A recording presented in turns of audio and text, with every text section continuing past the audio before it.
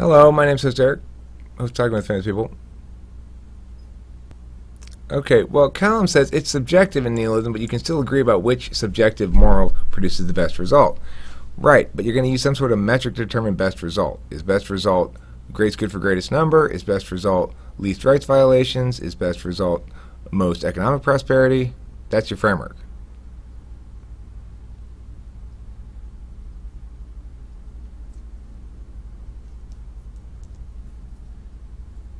You should ditch that subjective part. That makes the whole argument change super weak. It just falls apart at the slightest touch then. That part's not going to work if you're going to want to run nihilism. If you want to run nihilism against somebody, you have to run it as a neg position. Don't assert anything with it. What is subjective?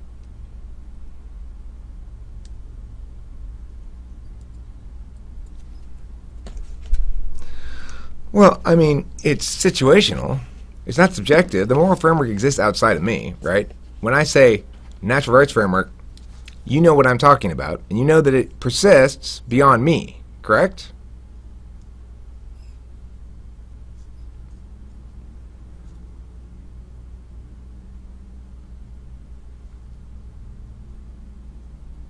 No, it doesn't, but it means that it's not subjective. We're on that point still. So, okay, so we're talking about subjectivity, objectivity, and whether or not a moral framework is subjective. Well, no, the moral framework's outside of us. It's written down in text and stuff like that, and various interpretations are. The arguments are the same arguments when I come back to them again today as they were yesterday. They're not going anywhere, and I might phrase them differently. I might express a given argument better or worse, but the warrant doesn't change, and the impact doesn't change. And the framework doesn't change. So they're not subjective, but what is subjective is the attachment or utilization or willingness to consider one more than another framework. Now, if you are somebody who's talking about, like, who wants to position oneself as a nihilist, let's see what Callum doesn't agree with. Callum's getting some good ideas here. Let's see.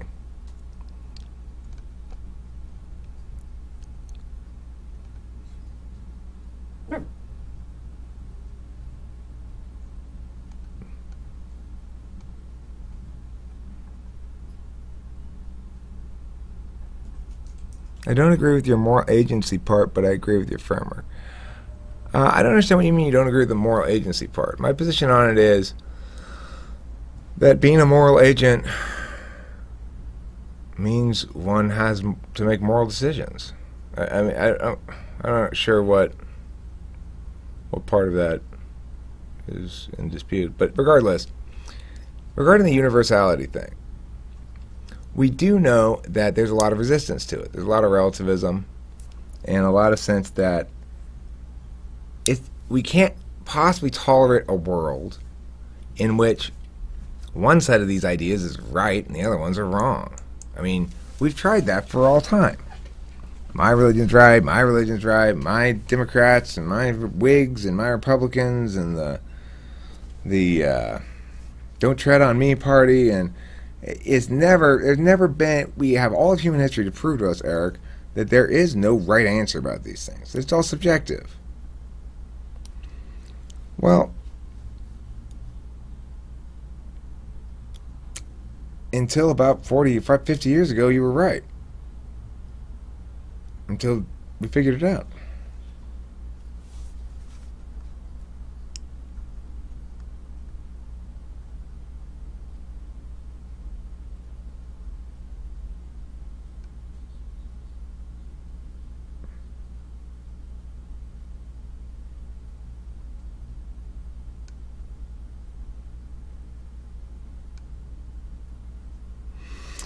Well, if you're going to say, so what Callum's, I should read this out loud. No, Raven says, okay, if the goal of morality, or, let me get the chat bigger so I don't have to play Scrolly McJoe here. Come here, chat.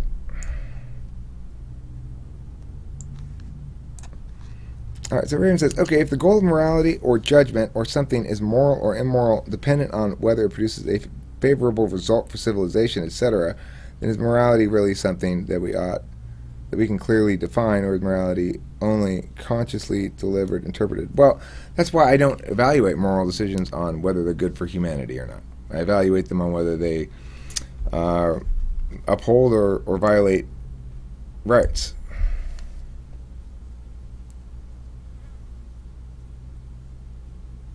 Okay, well, if you're saying we don't have free will, then it's meaningless. Then we don't have any moral agency issues. Then you're right, fine. If you're saying we don't have any free will, but then you're not making that argument because you believe it or want to make it, but because you're predetermined to have made it.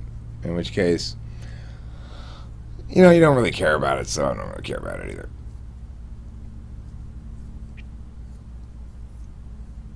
So, okay.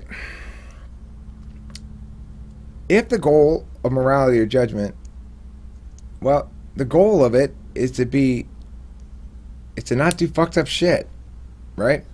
That's the goal. What still has a point to it? That you're deterministic? That this is all predetermined? What's the point in bothering to do it then? Just because we don't know, we get to find out what we've been predetermined to do?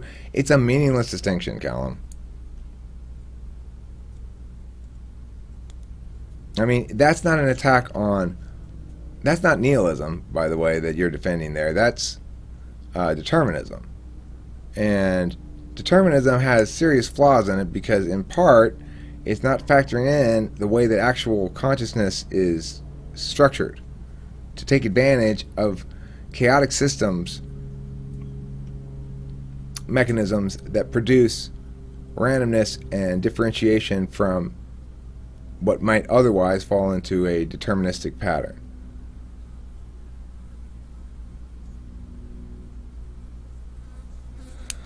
Okay, yeah, you can make the determination as to what produces the best result subjectively. You can make that determination.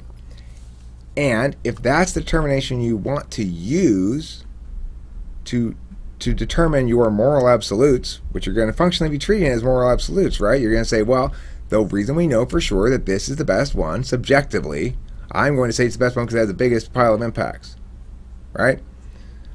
So, I mean, you're going with utilitarianism. And that's your framework.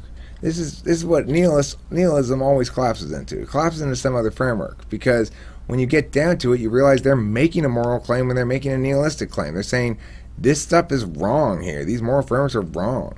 They're lies. I'm not saying you disagree. I'm just arguing against your points, Callum, or arguing against points that your words suggested. I don't know. I'm not trying to debate you. I'm just saying, this is what I think shit is. This is what I think shit is. This is how I think it should be. And this is what I think shit isn't. And this is how I think it shouldn't be. And that makes up all the things I ever say. Eric's always saying shit about how things should or shouldn't be. See what flies? Tell you what shouldn't exist or flies. You're arguing against my stand on morality? Well, how? You haven't argued. So far you said you agree with all those things I said. So what are you disagreeing with?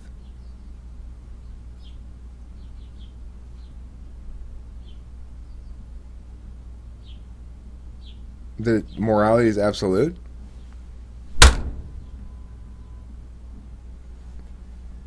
No, never mind. I'm not trying to dissuade you. I want to know what I'm missing here. Because the problem is, that's the fucking problem with text, is you need to be a faster typer. I'm a pretty fast typer. Do you have a keyboard that you can hold in your lap? That helps. If you're on your phone, then you're fucked. Nobody can type fast on their phone, except for my daughter. I can't type for shit on my phone. You can't type for shit at all, so you're even worse off than me. Anyway, nihilism dumb, skepticism dumb, bad arguments that don't hold water, they lose.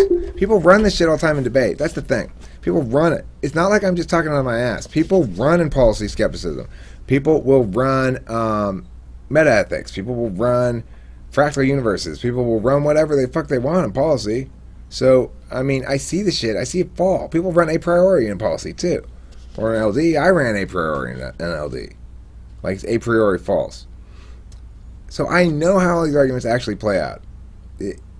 They're commonly used. Not commonly. Some of them less commonly than others. Some people in policy debate run divine right just for kicks. Now that's a fun argument to run. No, we should do it this way because I say so, and I have divine right, and I'm the king.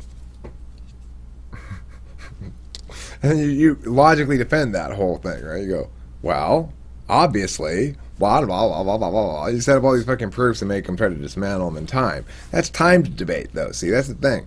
With timed debate, you got those kind of strategies come into play because you can set up complicated bad arguments knowing that they're not going to get through them in time. They're not going to untangle them in time to win the round by pointing that out. And that's fine, and it's fair, and it's cool to do that. It's fun. But that's not what happens in the real world. And so, you know, people get frustrated with me a lot, I think, because they come in with something. Number one, people expect I'm going to respond in way X, and I never do. Sometimes they argue against way X anyway. But I don't typically give responses that I know are going to fail or that have a chance to be responded to even. You're not going to have heard my argument before. It's going to be the correct argument, and it's going to defeat yours, whatever it is. Unless we're in agreement. Like, you don't see Taylor and I arguing. Why don't Taylor and I argue? Well, I haven't heard him say anything dumb yet. And when I did, if I do catch him on something, he'd probably just be like, you're right about that. My bad. Like I would. Because there's no point in defending something that you're wrong about. And, you know, adults should be able to look at their own statements and go, oh, yeah, that was wrong. Without throwing a little hissy fit. Equally wrong about things. Well, I could be equally wrong with somebody else, but there'd be no point in measuring degrees of wrongness. I'd rather be right. So what am I equally wrong about? So I can get rid of it and replace it with the truth.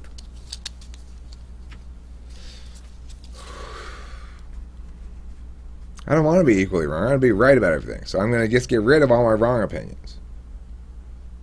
So let me know if you find one. I've been doing it for a long time, so they're kind of hard to find now.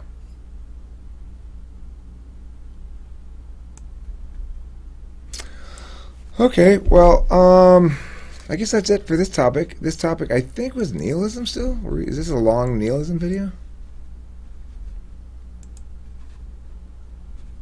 Yeah. Okay, well, thanks for watching, and please don't forget to eat plenty of queso, as they say in Mexico. That's Mexican for cheese.